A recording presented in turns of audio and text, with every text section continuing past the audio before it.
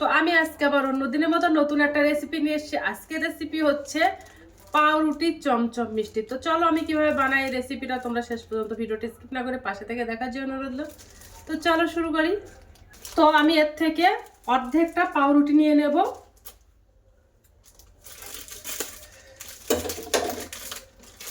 পুরো একটা পাউরুটি লাগবে না।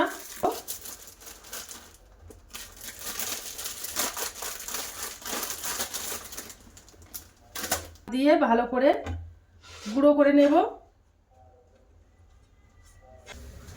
হাত দিয়ে ছিঁড়ে গুঁড়ো করে নেব।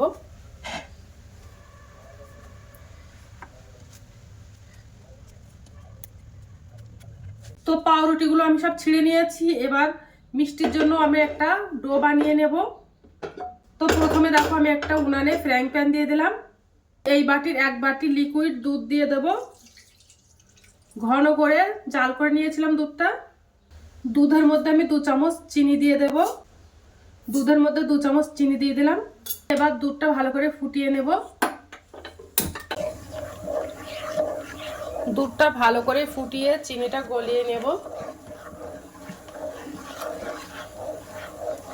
দুধটা ফুটে গেছে। যে পাউরুটিটা আমি কেটে রেখেছিলাম ওই পাউরুটিটা দিয়ে দেব।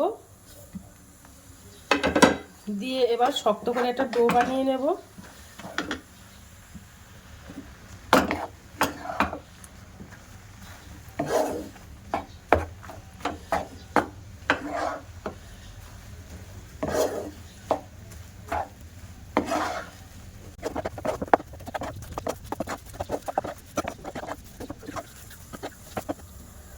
তো দেখো আমি একটা শক্ত করে একটা ডো বানিয়ে নিয়েছি। এবার গ্যাসটা অফ করে দেব।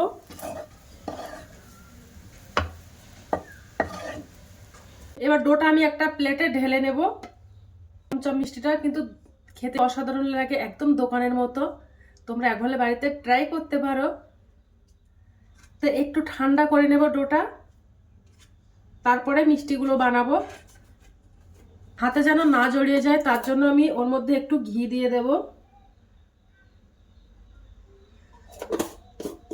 তাহলে হাতে আর জড়াবে না। দিয়ে একটা শক্ত ডো বানিয়ে নেব।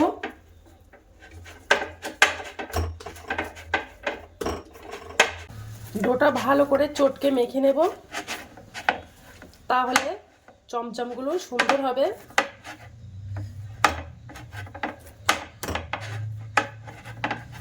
তো দেখো ডোটা বানানো হয়ে গেছে। এবার আমি মিষ্টিগুলো সব বানিয়ে নেব।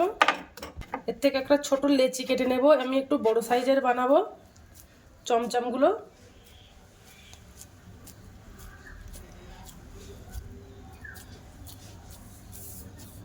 করে শেপ দিয়ে নেব।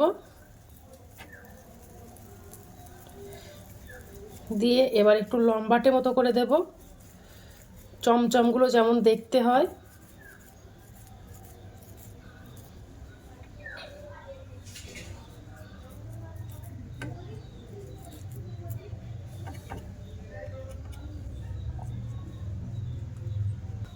তো দেখো চমচম বানানো হয়ে গেছে। তো বাদ বাকি চমচমগুলো আমি এভাবে বানিয়ে নেব।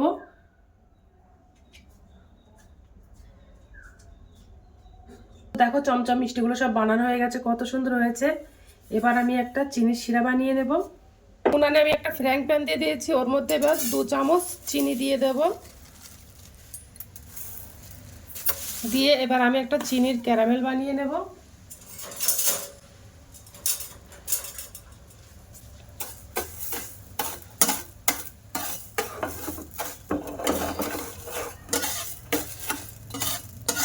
চিনির ক্যারামেলটা বানাতে একটু সময় লাগবে।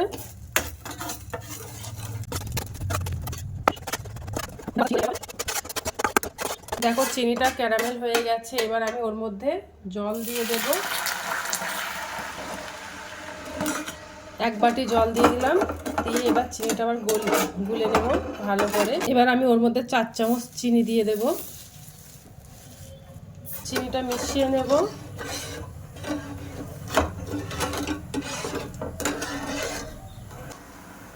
চিনিটা ভালো করে জাল করে নিয়েছি। আর যে মিষ্টিগুলো ছিল ওই মিষ্টিগুলো দিয়ে দেব।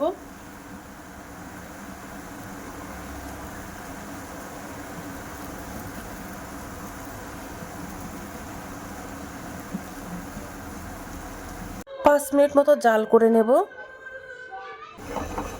দেখেছো আস্তে আস্তে কতটা। এবার গ্যাসটা অফ করে দিলাম। এবার একটু ঠান্ডা করে প্লেটে তুলে নেব। এবার আমি মিষ্টিগুলো একটা প্লেটে তুলে নেব।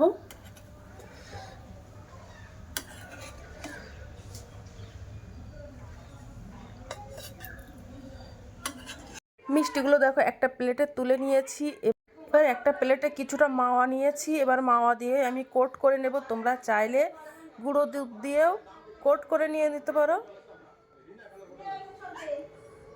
কোট তো দেখো চমচমটা বানানো হয়ে গেছে, কত সুন্দর হয়েছে।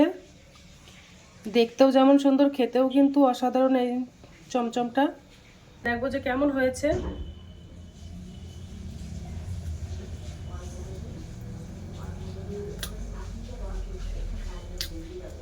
তো দুরন্ত হয়েছে। তো আজকের দিনের মতো ভিডিওটা এখানে শেষ করছি। আগামী দিন আবার একটা নতুন ভিডিও নিয়ে চলে আসবো। তো টাটা, বাই বাই, সবাই ভালো থাকবে।